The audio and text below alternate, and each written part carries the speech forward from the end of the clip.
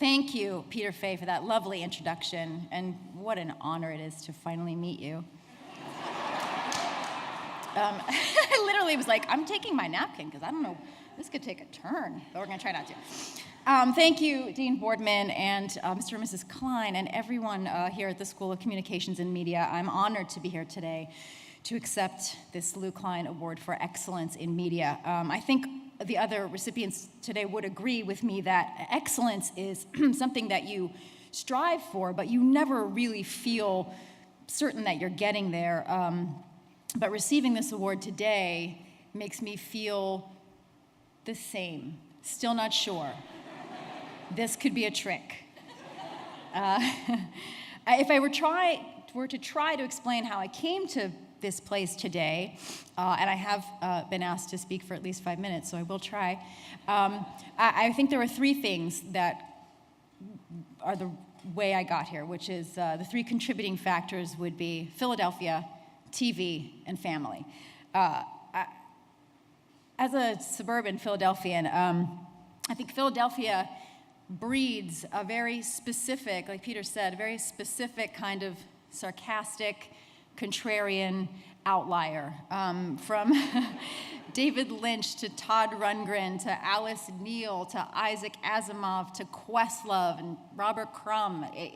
They're a brilliant bunch. I wouldn't want to plan a baby shower with them. I feel like they would wear you out, but they're brilliant people and they contribute so specifically to the world. They're honey badgers in the 21st century meaning of the word. They don't care what other people think. I definitely aspire to be that much of an independent thinker, even if I often fall short. I like it that Philadelphians are people who are not easily led or blindly loyal, right? We boo our own sports teams, for Christ's sake, right? Philadelphians have what I would delicately call a very finely tuned bullshit sensor. We call BS where we see it. It's a wonderful quality. My dad actually he literally had a rubber stamp, like an office stamp that said bullshit, that you could stamp on things that you got at work. And I'm going to find it today, actually. I'm going to keep it now that I'm thinking about it. It's a very important quality. I think it's actually what makes this a swing state, is we see everything, we're like, or you, okay. And it's also a really essential part of writing comedy, to try to see the world with as clear a vision as possible and call BS where you see it, to find something that's not quite right that no one has put a name to yet. I remember one weekend in college when my family were all down visiting me at the University of Virginia.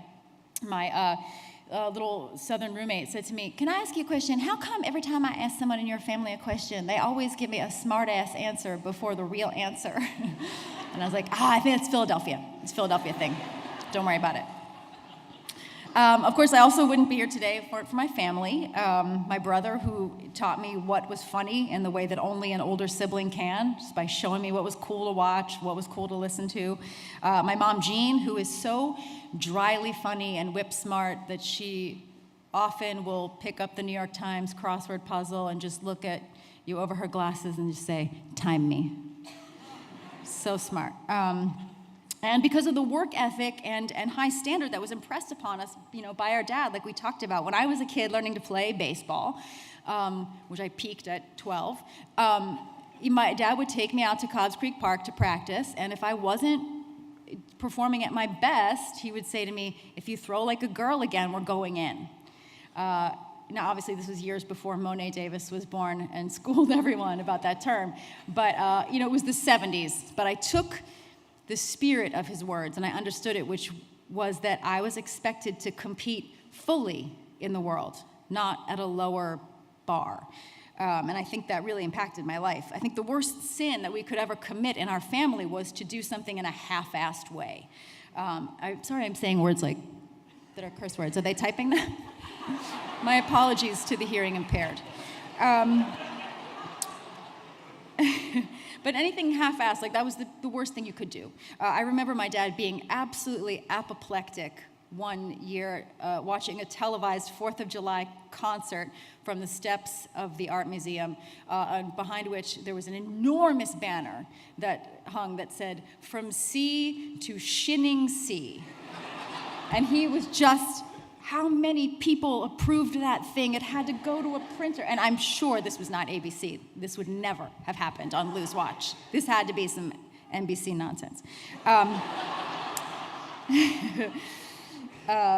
But that would be, the worst thing you could do, just to not try your hardest, to not check your work. My dad taught us that it was important to write and speak concisely, that your words matter, not to be afraid of words, not to take words away from people. A beautifully placed curse word is, as we talked about, kids would come from all over the neighborhood to hear my dad sort of like curse about Andy Musser.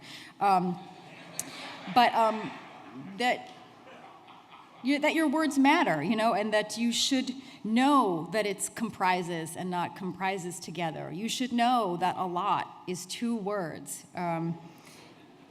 And probably the third reason that I'm here today is that I love TV. I love watching TV. I love making TV. I've done a few movies. Movies are fun. TV is way better. How many of us here today have DVRs full of television shows that we can't wait to catch up on, and then once a month you try to go out to the movies and you can't even find one that you would watch drunk? You're like, I can't get through Transformers, man. I can't do it. And if I had to guess why TV is better, I would guess that it's because TV is writer-driven and movies are business-driven. Piece of advice, if there are any aspiring screenwriters in the room, think of ideas that will play well in China, right? Like stories where you don't even have to know English to understand that the car exploded. That's the future of commercial cinema. For certain, the 33.33% of why I'm here is because of 1970s television, so much of which was brought to me by Lou Klein. I grew up as a little kid watching Romper Room with the table with the hole in the middle. That blew my mind. I sent my pictures to dear old Captain Noah. Fantastic. I seethed with jealousy watching the Al Albert showcase. Just really, really pissed off that I wasn't on that. At home, there's a picture of me somewhere as a little 2.5, 3-year-old dressed as Sally Starr for Halloween. I personally have literally no memory of that show, but apparently I was very into it at the time. When I was a mid-sized kid, my comedy taste started to form, watching Carol Burnett, Mary Tyler Moore, Laverne and Shirley, Monty Python, available to us on local PBS, right? In the summers, I could stay up late and watch old Burns and Allen on UHF. I could eventually stay up and watch Saturday Night Live, and then the next benchmark after that was stay up till 1 a.m. and watch SCTV. I should probably be taller, but I stunted my growth by not sleeping enough so I could watch A&E's A Night at the Improv. One of the things I'm most proud of, actually, as a parent, is that my 11-year-old daughter, Alice, has recently binge-watched the entire series of The Andy Griffith Show twice and is now starting with Dick Van Dyke. That's the canon that she needs to learn. I also grew up during the heyday of the great Norman Lear, whose shows were not only so successful and popular and funny, they also kind of talked about social issues at the time. They sparked conversation. Archie Bunker, sparring with George Jefferson about race was an important conversation to have on TV at that time. And I think everyone's a little bit too squirrely to do that kind of stuff on broadcast anymore. And I think it's a shame. Because it was really, really funny. And, characters with completely different points of view clashing is my favorite kind of comedy.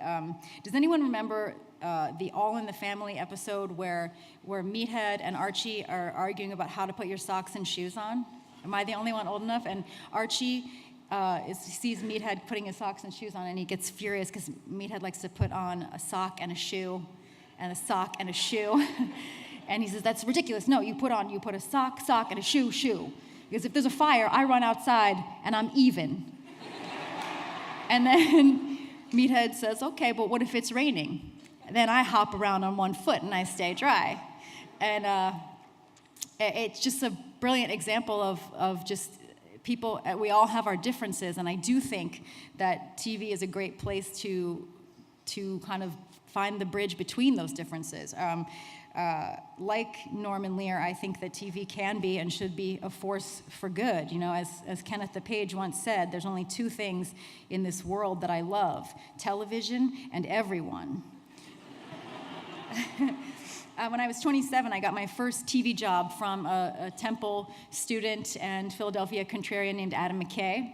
And he hired me as a writer for Saturday Night Live. Thank you. And, you know, making live TV is a wonderful sort of dying art form. It's like learning to be a bricklayer. It's a thing that not many people get to learn that trade anymore. And since that day forward, I've gotten to see and do some wonderful and weird things. In 1999, I got a call on the phone to come down to a private apartment in downtown New York City with a few other women who worked at Saturday Night Live, and we met privately with Monica Lewinsky to talk to her about coming on SNL, and this is before anyone had heard her speak. She hadn't been out, and I remember just having this really weird day with her, and we talked her into doing SNL pretty easily. She was easy to talk into stuff. Bless her heart. She might not have had the best judgment, but a lovely girl. Just this week, I remembered this one. This week, I remembered the first time I met Donald Trump was at Saturday Night Live, and I was co-host of Weekend Update with Jimmy Fallon at the time, and we did sort of a silly bit since Donald Trump was the host. We did the beginning of Weekend Update. We were like, welcome to Weekend Trump Date. And so we had like gold and added pillars to the set, and I wore like a strapless pageant gown and a long wig and a sash that said Miss Trump Date or something like that. And we were rehearsing it, and Donald Trump came out on the floor while we were rehearsing, and he pointed at me and goes, "You look very nice like that. You should dress like that more often." And I remember thinking, like, nobody asked you, hotshot.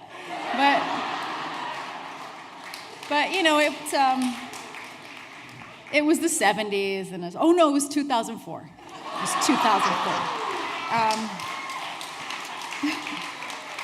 So I'm not really waiting for a pivot from that guy. Yeah, I've had to, you know, from my job, I've gotten to have so many weird brushes with current events that I sometimes feel like Forrest Gump. The weirdest one, of course, as we saw, was that I, you know, happened to look like Sarah Palin and got to play her on Saturday Night Live, and I would kind of refer to it as my personal Owen Meany moment. A prayer for Owen Meany is the kind of thing that it seemed like my whole life had been leading up to being ready for that weird moment. And when Amy Poehler and Seth Meyers and I worked on those sketches that you saw, we talked about what was funny, what would be funny, but we also talked about and passionately and argued at times of what was the right take and what was the fair take. And we took our comedy jobs as seriously as journalists in that moment because we didn't want to do anything that was unfair. Amy and I were determined not to have it just be a sketch where it was two women fighting with each other, because that was not really what it was about. And it felt like everything that I had learned, kind of my contrarianism, my not worrying about what people think, the standard of that was expected of me by my Republican father to for whatever we did to be a fair hit. I felt like it all came together in that moment for me to try to not screw that up. And when it was all over, Mrs. Palin did lump me in with Katie Couric as an East Coast media elite, which I thought was a nice thing for Upper Darby High School. But I don't think I ever really felt like an East Coast media elite until today. And so I vow to keep striving for excellence and never quite making it. And in all my future endeavors, to not go halfway, but to always use my entire ass. Thank you. Thank you so much.